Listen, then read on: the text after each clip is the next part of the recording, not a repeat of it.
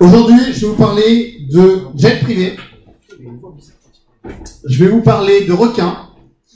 Je vais vous parler de papier cul et je vais vous parler de console de jeu.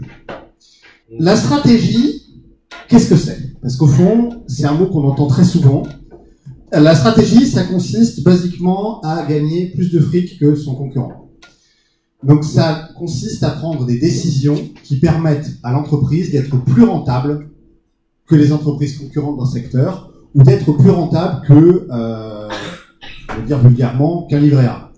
Comme dit Gilles Guérard, si vous créez une pizzeria et que vous avez une croissance de pizzeria, c'est moyennement intéressant. L'idée, c'est d'essayer de générer plus de croissance que ne génère un placement immobilier, par exemple. Pour agir sur la stratégie, en général, on dit qu'il y a deux leviers. Le premier levier, c'est le segment de clientèle que l'on adresse, ou le marché que l'on adresse. On peut soit, quand on a une position sur un marché, on peut soit décider de généraliser sa position, c'est-à-dire d'adresser un marché plus large que le marché qu'on adresse initialement, ou soit au contraire se différencier. En fait, j'ai répété la presse en anglais, donc de temps en temps je vais avoir des termes. So, for example, to differentiate, you can narrow your position, and you can find, en fait, on parle de stratégie en anglais. You can find a way to target your market in a less broader way. Le réflexe qu'on aurait tendance à avoir, c'est de se dire, plus on a de clients, mieux c'est. Sauf que la stratégie de différenciation consiste à dire, on va avoir moins de clients, mais ils vont être mieux qualifiés. Ça ne veut pas forcément dire qu'ils vont payer plus, mais ça veut dire qu'ils vont payer mieux, entre guillemets. Outre ces deux aspects qu'on a un peu vus d'ailleurs dans le marketing, mais qui sont vraiment vus au niveau plus élevé de l'entreprise, il y a un levier sur lequel on peut agir, c'est le rapport prix-valeur des prestations qu'on vend. C'est-à-dire qu'on peut décider, dans le cadre des décisions stratégiques d'une entreprise, on peut décider d'augmenter le couple prix-valeur, c'est-à-dire qu'on offre plus de valeur aux clients, en général pour un prix plus élevé, ou on peut décider de diminuer le couple valeur-prix, c'est-à-dire on diminue en fait la valeur apportée au client, mais en diminuant le coût que ça lui occasionne. Donc, si on met donc les deux axes et les quatre valeurs possibles dans un tableau, ça donne ça. Stratégie d'amélioration. Stratégie d'amélioration, ça consiste à dire, je prends l'offre de référence, c'est-à-dire l'offre qui est vue généralement par le marché, j'augmente sa valeur, et j'augmente sa valeur aux yeux du plus large public possible. Stratégie spécialisation, ça consiste à dire, on garde une offre, un couple prix-valeur élevé, mais on s'adresse à un segment de clients limité. Parce que ce sont des clients qui ont des besoins particuliers, des besoins haut de gamme, et ils ont besoin d'avoir une offre qui répond à leurs critères élevés. Par exemple, les hôtels 4 étoiles de Hong Kong, ou d'ailleurs, ça répond à des stratégies de spécialisation parce qu'ils s'adressent à des clients qui sont plus aisés en augmentant le couple prix-valeur. En bas, la stratégie du low cost, stratégie de limitation, c'est-à-dire qu'on choisit un segment de marché précis, délimité, et on décide de diminuer la valeur des produits pour ce segment de marché. On diminue la valeur des produits en diminuant ce qui ne sert pas aux autres. La slide d'après, vous allez comprendre de quoi il s'agit. Et enfin, la stratégie low cost telle qu'on la connaît le plus généralement, c'est ça, je vous disais, c'est une connerie, c'est on prend le plus large marché possible et on diminue au maximum la valeur de l'offre. C'est-à-dire qu'on diminue le prix que va payer le client. Quand on va chez HEC, qu'il y a un mec qui dit je vais créer le même service que Uber mais pour moins cher. C'est une connerie, pourquoi? Parce que Uber, ils ont les capacités de baisser le prix de leur service, parce qu'ils ont une stratégie qui leur permet d'avoir énormément de volume, et donc s'ils ont envie d'augmenter ou de baisser le prix du produit, ils peuvent. Donc si vous arrivez avec une offre qui est inférieure en termes de prix, alors que vous avez aucun volume, vous êtes mort. Ça, c'est une règle du business qui est assez intangible, c'est essayer de concurrencer la position dominante du marché avec une offre de plus haute qualité, mais avec moins de coûts, ça marche jamais. Il y a zéro. Pour vous donner des exemples de ces quatre carrés, j'ai pris un truc qui est extrêmement compréhensible, les bagnoles. Imaginez, au milieu, vous avez votre lot de base, qu'on considère comme étant l'offre de référence. Augmenter le couple prix-valeur pour le plus grand nombre, c'est la BM. BM, ça coûte plus cher en général que la Renault, c'est plus confortable, on augmente la valeur, on augmente le coût, on augmente le prix, voilà, tout le monde est content. Pour les kékés prétentieux qui ont des problèmes érectiles, il y a la Porsche. la Porsche, qui répond donc à un segment de marché qui est assez restreint et qui a un coût d'autant plus élevé. Ici, il y a le cas de Dacia qui est très intéressant. Dacia, ils ont fait des bagnoles pour le plus grand nombre, mais en réduisant les coûts. Donc ils ont réduit les coûts et la valeur de l'offre, et ça a marché. C'est-à-dire qu'il y a le même marché que Renault ou que BM est capable d'acheter des Dacia. Pourquoi? Parce que ils n'ont pas envie de mettre plus dans une bagnole. Mais ils sont sur le même marché. Et enfin, une stratégie de limitation, c'est le véhicule utilitaire, où c'est un truc qui est vraiment particulier. Le véhicule utilitaire, ils font pas tellement d'efforts sur le confort. Par contre, ils font des efforts sur la carriole derrière pour transporter des briques ou des cadavres ou quoi que ce soit. Donc voilà 4 exemples. Enfin, c'est pas 4 exemples, c'est quasiment les 4 seules stratégies possibles. En fait, quand on regarde une entreprise, on se rend compte que généralement, dans une boîte, il y a 2 problèmes principaux. Le premier problème, c'est les clients. C'est casse-couille, ça se plaint tout le temps, on dirait des élèves de MBA. C'est absolument épouvantable, c'est chiant, ça veut des trucs, ça veut pas payer pour, c'est épouvantable. Par exemple, si vous faites une étude de marché, moi je suis contre les études de marché. Pourquoi? Vous faites une étude de marché sur un produit. Imaginez, vous vendez des voitures. Vous allez voir vos clients, vous allez dire, alors ce serait quoi votre voiture idéale? Les mecs, ils vont vous dire, ce serait une Porsche, mais pour le prix d'une Dacia. Mais ils sont cons, les mecs. C'est normal, c'est leur intérêt propre. Mais ça n'a aucun intérêt. Donc le client, faut l'écouter, mais pas trop. Faut écouter ce dont il a besoin et pas ce dont il a envie. C'est pas pareil. Deuxième problème, les concurrents. La stratégie Océan Bleu, qu'est-ce que c'est?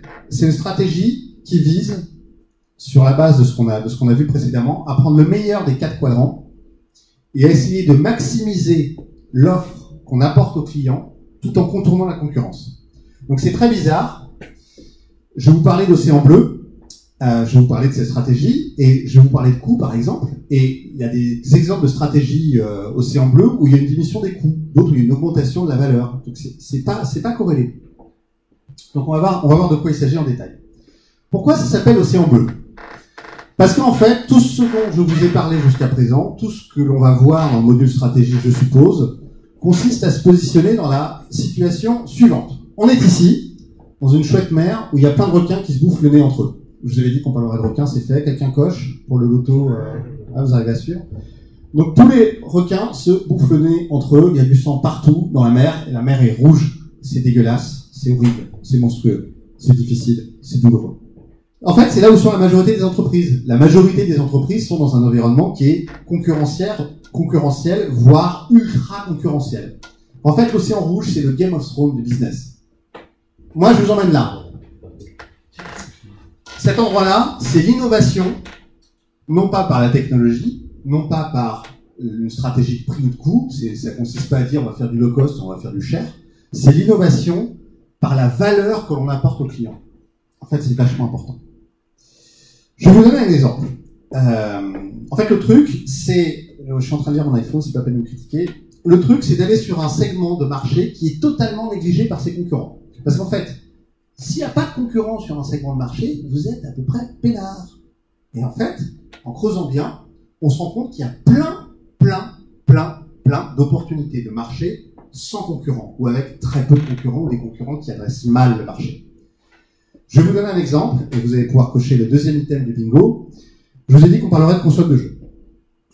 En 2006, le joueur moyen ressemble à ça. Dans le marché des consoles de jeu, il y a Sony, Nintendo, Microsoft, qui se bouffent la gueule. Ils se bouffent tellement la gueule que Sony, ils vendent leur console à perte. Nintendo, ils décident de changer d'optique et décident de concevoir une console de jeu qui s'adresse aux gens qui ne sont pas leurs clients. Quand on y pense, c'est complètement con. C'est-à-dire, putain, on va faire un produit qui s'adresse aux gens à qui notre produit ne s'adresse pas. Et en fait, ils créent une console de jeu qui s'adresse aux vieux, aux femmes actives de plus de X années qui n'ont pas du tout envie de jouer aux jeux vidéo. C'est intéressant de s'adresser aux vieux dans le marché japonais essentiellement, parce que les vieux, c'est quand même la silver economy au Japon, ça fait longtemps qu'ils connaissent. Et donc, ils décident de créer la Wii.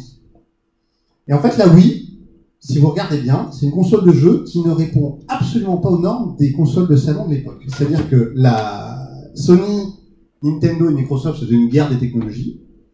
Et Nintendo, il dit, hop, nous on sort du jeu, on va créer une console merdique. C'est-à-dire processeur de merde, écran pourri, graphisme à la noire. On va juste créer des accessoires rigolos, pas très compliqués en plus à concevoir, parce qu'ils ont rien inventé en termes de technologie. Et puis on va créer des jeux ludiques, genre se mettre sur un plateau et bouger pour faire du sport ou faire des trucs comme ça. Et en fait, ils ont réussi comme ça à créer un nouveau marché. Ce qui est très drôle, c'est que je vous le raconte de façon un peu caricaturale. Jean-Marc Gard, merci. Bientôt. Ciao. Mais merci d'être venu. Bah ouais. C'était 5 minutes intenses. C'était pas mal. Je vous le raconte de façon un peu caricaturale, mais les concurrents Sony et Microsoft, ils ont vu Nintendo débarquer avec une console pourrie. Ils ont bien rigolé. Tiens, les cons, ils vont se planter. Bah non. Et en fait, ils ont pu rigoler longtemps parce que Nintendo leur a pas tellement bouffé de part de marché, quelque part. Mais Nintendo a juste adressé un marché qui était complètement négligé. Donc ils sont sortis de la concurrence. La stratégie Océan Bleu, c'est ça, c'est sortir de la concurrence. C'est se poser la question, c'est pas la peine d'aller dans un endroit où tout le monde se précipite voracement, mais il suffit de prendre du recul et regarder ce qui se passe ailleurs. Un autre exemple dont on a entendu parler en cours d'innovation, c'est le cirque du soleil. Le cirque du soleil, c'est les mecs qui se sont dit, on va virer tout ce qui n'apporte pas de valeur aux gens qu'on a envie d'adresser. Et en fait, contrairement au cirque traditionnel qui adresse les pauvres et les banlieusards, ils ont eu envie d'adresser les gens qui avaient de la thune. Et ils ont dit, on va faire des spectacles extrêmement léchés, extrêmement fouillés, et on va virer tout ce qui n'a pas de valeur pour ces gens-là, et on va au contraire mettre en avant ce qui a de la valeur pour ces gens-là. Le divertissement, le spectacle, la chorégraphie, et on vire les animaux. Troisième exemple, un secteur qui est ultra concurrentiel. Alors l'exemple date un peu, mais ça reste quand même un exemple extrêmement valorisant. Un secteur ultra concurrentiel, c'est le petit kawa du moiton. Et en fait, il y a une petite boîte qui s'appelle Starbucks qui a eu envie de révolutionner un peu cette façon de consommer le café. Je vous rappelle que ça se passe aux États-Unis, où 95% des gens sont obèses et les 5% restants en surpoids. Ils ont eu envie de faire une expérience un petit peu différente et d'augmenter énormément la qualité de l'expérience café. Donc ils ont pris des grands crus, ils ont conçu un système avec des baristas, tu mets ton nom sur ton gobelet, tu as une expérience un peu personnelle, un peu personnalisée, qui sont vraiment importants quand tu vas dans un Starbucks et que tu n'as pas de vie et que tu es dépressif. Et ils ont réussi à faire quelque chose qui est extrêmement qualitatif. Ça a un obstacle, un problème, c'est que les boîtes qui ont fait ça, elles ont eu parfois du mal à scaler. C'est-à-dire que quand on essaye de donner une très grande valeur et un très grand service à des clients et qu'on commence à être à très grande échelle et notamment mondiale, on est confronté à un problème de qualité de service qui est énorme. Une boîte qui a un problème en ce moment avec ça, c'est Uber. Uber, ils ont quand même des problèmes avec 2-3 chauffeurs qui ont un peu tripoté des passagers et passagères. C'est un vrai problème. C'est-à-dire que garder une qualité de service exemplaire quand on scale à l'échelle mondiale, c'est vraiment compliqué. Mais quand on voit ce qui est devenu Starbucks et quand on voit la qualité de la société et la pérennité de la société qu'ils ont créée, on se dit que ça vaut quand même le coup. Donc l'idée, c'est de sortir d'un marché saturé. Ça ne veut pas dire créer un nouveau produit, parce que le café, c'est pas un nouveau produit. Ça fait environ 400 siècles que ça existe. Mais ça consiste à créer une offre différente. C'est certainement pas de faire du low cost. Certainement pas. C'est certainement pas non plus de faire du high cost. Ça, c'est un seul des leviers stratégiques que je vous ai montré. L'idée, c'est de proposer une offre différenciée. Le coût, on verra plus tard comment il est calculé. Comment on met en place une stratégie Océan Bleu? Parce que ici, je vous parle de théorie, mais le but du jeu, c'est de vous montrer comment on l'applique à nos propres projets, et notamment aux vôtres. Et je vais vous montrer vous allez me montrer certains de vos exemples, je vais pouvoir vous piquer vos idées. Je vais pouvoir vous montrer comment on fait une stratégie Océan Bleu. Le petit point noir que vous voyez là, en fait, c'est votre marché. Donc, quand vous avez un produit, il faut commencer par considérer votre marché. Vous avez tous un produit en tête? Un produit en tête? Bon, vous voyez bien votre marché? Oui. Ok, votre marché, c'est une flaque d'eau. Autour de votre marché, il y a les non-clients imminents. Ce qu'on appelle les non-clients imminents, ce sont les clients qui sont vraiment prêts à se barrer à la première occasion. Je vais vous donner un exemple qui date un peu, là encore. Dans les années 80, en fin des années 80, aux États-Unis, à New York notamment, c'était vachement compliqué de manger sainement le midi. Donc les gens, ils allaient dans des fast-foods, mais ça leur plaisait pas, ils bouffaient comme des sagouins. Ils bouffaient de la nourriture qui n'était pas de bonne qualité, et ils attendaient qu'une chose, c'est qu'il y ait une offre concurrente qui soit rapide, mais qui soit de bonne qualité pour se casser. Et en fait, dans votre marché, il y a des gens qui sont prêts à se barrer. Ils sont avec vous parce qu'ils n'ont pas le choix, mais ils sont prêts à se barrer. Au-delà de ce cercle-là, il y a les antis. Alors les antis, c'est les gens qui sont résolument contre votre marché. Je vous avais dit qu'on parlerait de jet privé, nous y voilà. Il y a une boîte dont je vous reparlerai tout à l'heure qui s'appelle NetJet. Les antis, ce sont les gens qui sont résolument contre votre offre. Donc NetJet, ils vendent des jets privés. Et ils affrètent des jets privés. Et en fait, ils se sont rendus compte que il y avait beaucoup de gens qui n'avaient pas du tout, mais alors pas du tout envie d'acheter ou de prendre les services d'un jet privé. Pourquoi ? Parce que ça coûte cher, parce que c'est vachement cher un jet, l'air de rien. Et donc ça les intéressait pas. Donc qu'est-ce qu'ils ont fait ? Ils ont construit une offre qui consiste à louer du temps partagé en jet privé. Vous avez vu les bronzés font du ski ? Ben, c'est comme la part des bronzés font du ski, mais avec un jet privé. C'est-à-dire qu'ils arrivent à louer des jets privés en temps partagé. On loue ou on n'achète plus un jet, on loue ou on achète du temps d'utilisation d'un jet. Vous avez tous les avantages du jet privé. En plus, c'est une flotte suffisamment conséquente pour qu'il y ait des jets privés dans à peu près tous les aéroports américains qui leur appartiennent. Vous avez tous les avantages, mais vous n'avez pas les inconvénients. C'est-à-dire que vous pouvez aller voir vos jets quand vous voulez. Vous allez dans les petits aéroports parce que les jets peuvent desservir des aéroports qui ne sont pas desservis par les gros porteurs. Et ils ont réussi comme ça à convertir des gens qui étaient anti-jet privé en utilisateurs des jets privés. Donc les anti, les gens qui ne veulent pas utiliser votre produit ou votre service, ce sont des publics à considérer. Je vais vous donner un exemple aussi. Donc le projet que je fais, c'est avec des hôtesses, c'est avec des systèmes de réception. Les hôtesses d'accueil, moi j'ai plein d'exemples de gens qui ne veulent pas les utiliser. Pourquoi ? Parce qu'ils sont dans des petits locaux, parce qu'ils sont dans des locaux partagés, parce que ça coûte trop cher, parce que voilà, ça les fait chier. Tous ces anti-là, en fait, c'est des gens qui auraient besoin de ce service, mais qui ne veulent pas l'utiliser dans sa forme actuelle. Donc c'est des gens qui ont de la valeur pour votre offre. Donc, quand vous avez une offre, le petit confetti gris qui est là, regardez aussi les anti. Regardez les gens qui sont contre votre offre. On a tendance à les balayer d'un revers de la main, et je pense que c'est une connerie. Troisième sujet, ce sont les inexplorés. Alors là, c'est encore plus large, c'est des gens que vous n'avez même pas considérés comme étant des clients potentiels. L'exemple qu'on donne, c'est JC-Deco. JC-Deco, ils vendent du mobilier urbain.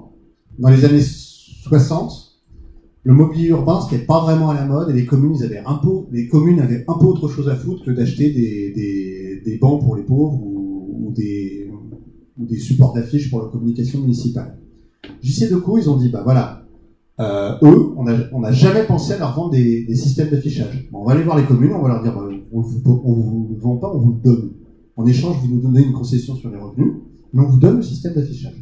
Qu'est-ce qu'ils ont fait ? Ils ont transformé toutes les municipalités de marché complètement inexploré à un marché hyper captif. Et ils ont fait pareil pour les aéroports. Et ils ont réussi vous allez même à Hong Kong, il y a du JC-Deco partout.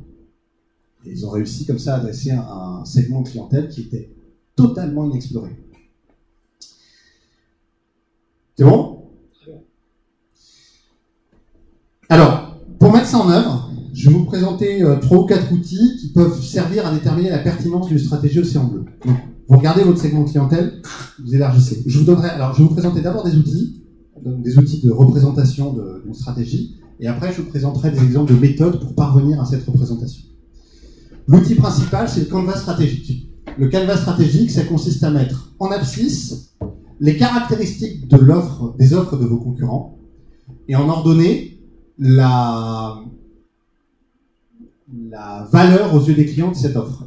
Donc là, c'est le cas de NetJet, la boîte dont je vous ai parlé. Donc ils ont pris le prix, l'obligation de gestion pour l'utilisateur, le coût des appareils, coût des vols à vide, réduction de la durée totale de déplacement, facilité du déplacement, souplesse et fiabilité, service en vol.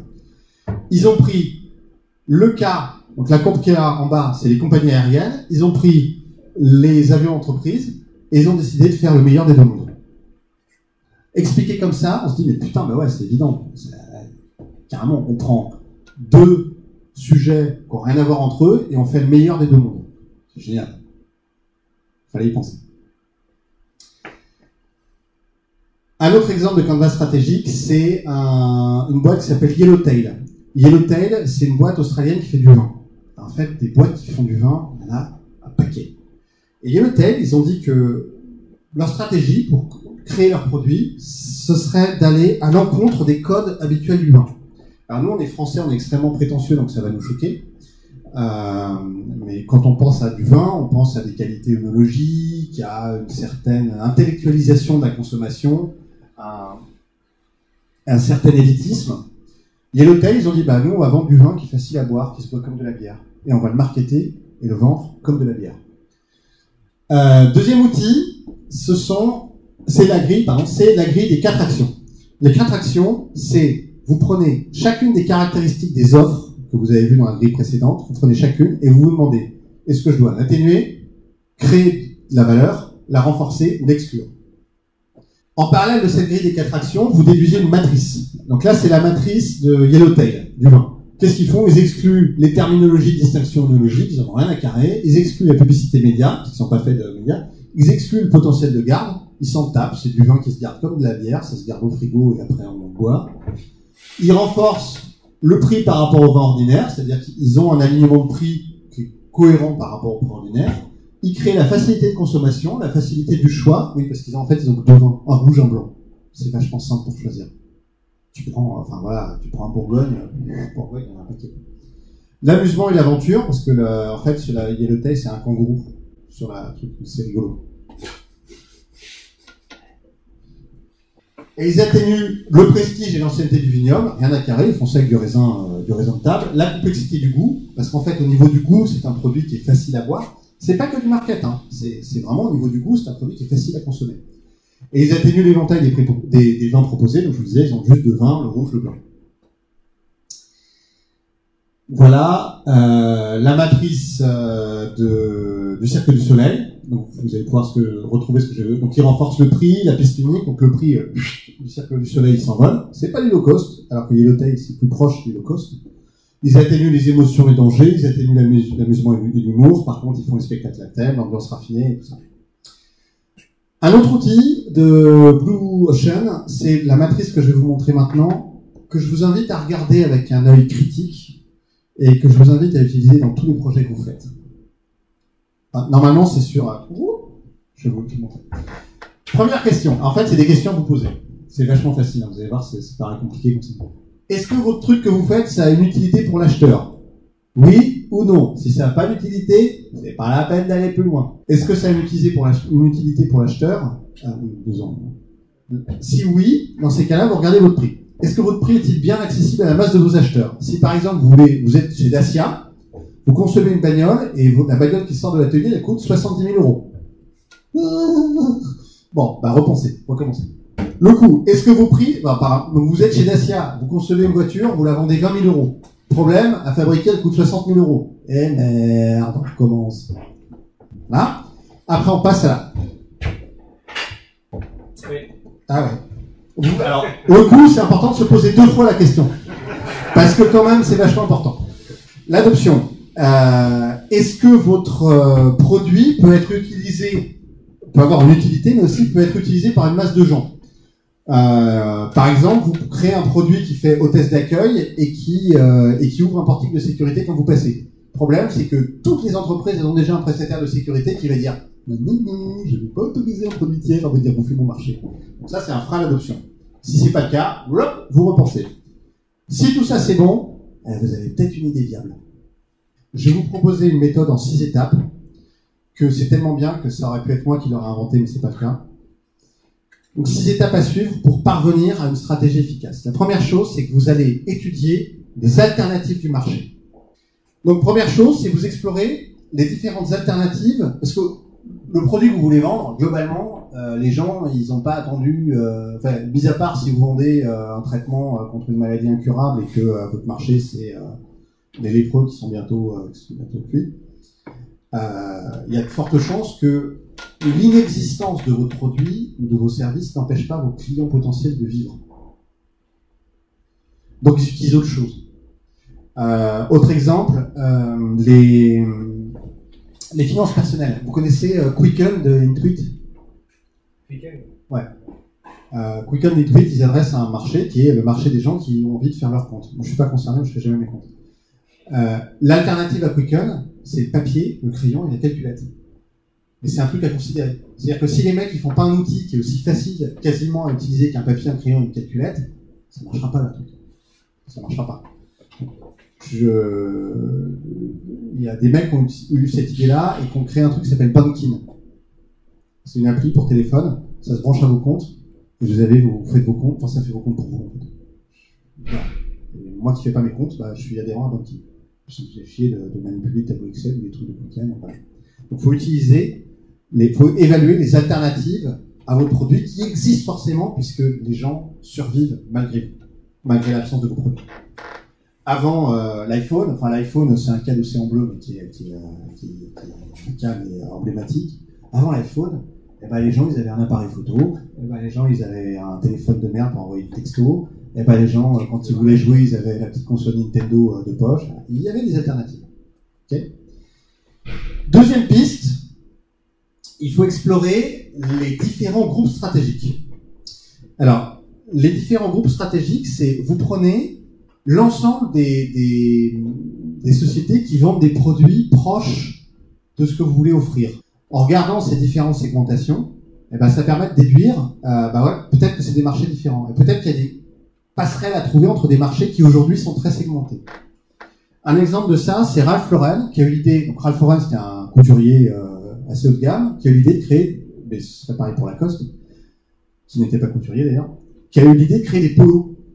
Et en fait, les mecs, ils ont dit, on va utiliser notre image de marque prestigieuse pour créer un vêtement extrêmement casual.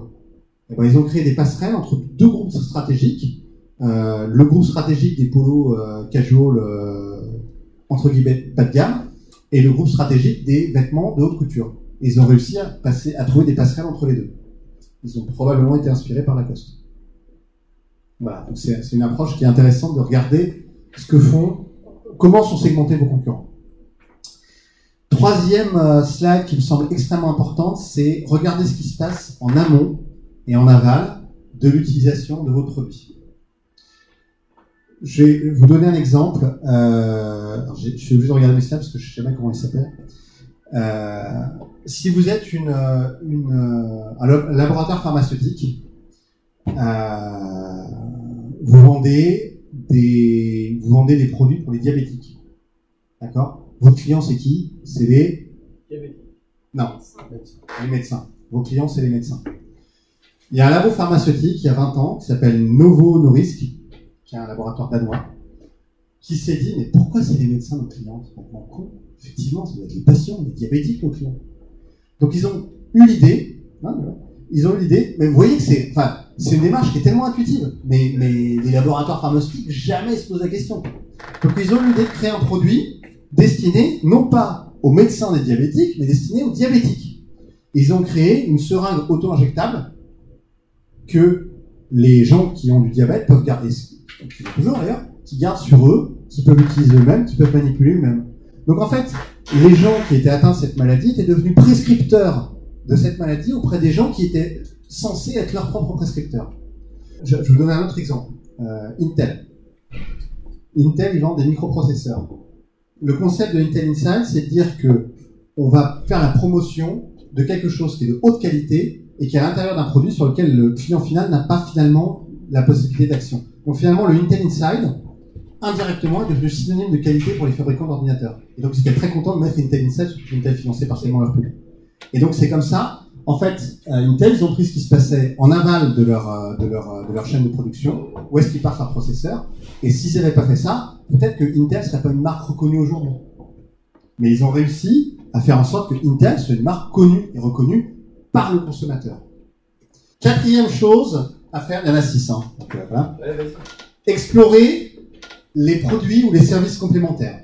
Alors, je vais vous donner un exemple. Imaginons, vous vendez des pneus. Vous êtes commercial d'une boîte qui vend des pneus super chers. Vous êtes dans la merde. Sauf si vous êtes malin, et sauf si votre boîte a décidé d'appliquer la stratégie Océan Bleu. Et donc, il y a une petite société française qui fabrique des pneus, qui s'appelle Michelin, qui a eu l'idée de non pas vendre les pneus à ses clients, les pneus de 18 roues à ses clients, mais de leur vendre du coût d'utilisation de roues. Et donc, ils ont un service packagé qui, en fait, consiste à dire vous louez l'utilisation des pneus. Et Michelin se charge de tout. C'est-à-dire que quand ils sont usés, ils les remplacent. Et vous louez au kilomètre. Et donc l'idée, c'est d'avoir des services associés qui permettent de tenir sur la durée. Donc voilà, produits ou services complémentaires. Ok. Ça, c'est une matrice pour regarder les 6 étapes, en fait. Donc, je suis un peu à la ramasse, excusez-moi, mais je n'avais pas prévu de vous poser autant de questions à ce moment-là. C'est une matrice qui permet d'analyser justement le cycle de ce qui se passe en amont ou en aval, ou le cycle dans l'achat d'un produit ou d'un service.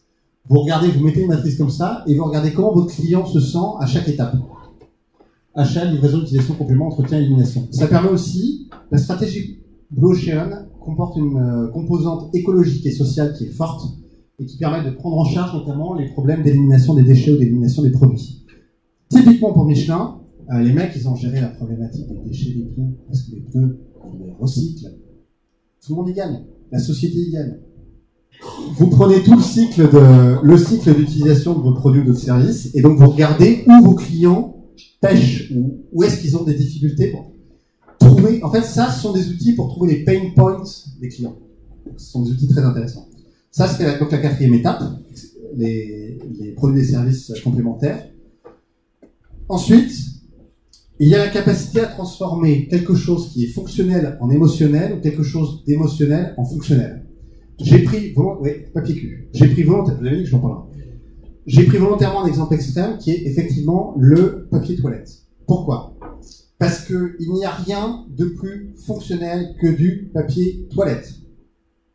Donc il y a un mec qui a créé une boîte qui s'appelle Renova et il s'est dit bah voilà, le papier cul, on va en faire quelque chose d'émotionnel. Et donc, ils font du papier de luxe, qui est notamment distribué dans des très grands hôtels. Et donc, par exemple, le papier qui est assorti au mur, qui est assorti à la décoration. Et les mecs, ils arrivent à mettre en scène et à assumer totalement qu'ils mettent en scène quelque chose de fonctionnel pour le rendre émotionnel. Dernier exemple, c'est explorer le temps par projection des grandes tendances. C'est-à-dire essayer d'imaginer ce que sera la société dans 5, 10, 15, 20 ans. Netflix, vous savez comment ils ont commencé ? Ils ont commencé en faisant de la location de cassettes vidéo. Voilà. À un moment, ils se sont posé la question ce que ce serait le monde dans 10 ou 20 ans. Donc en gros, sur les 6 aspects qu'on a vus, concurrence frontale, c'est ça.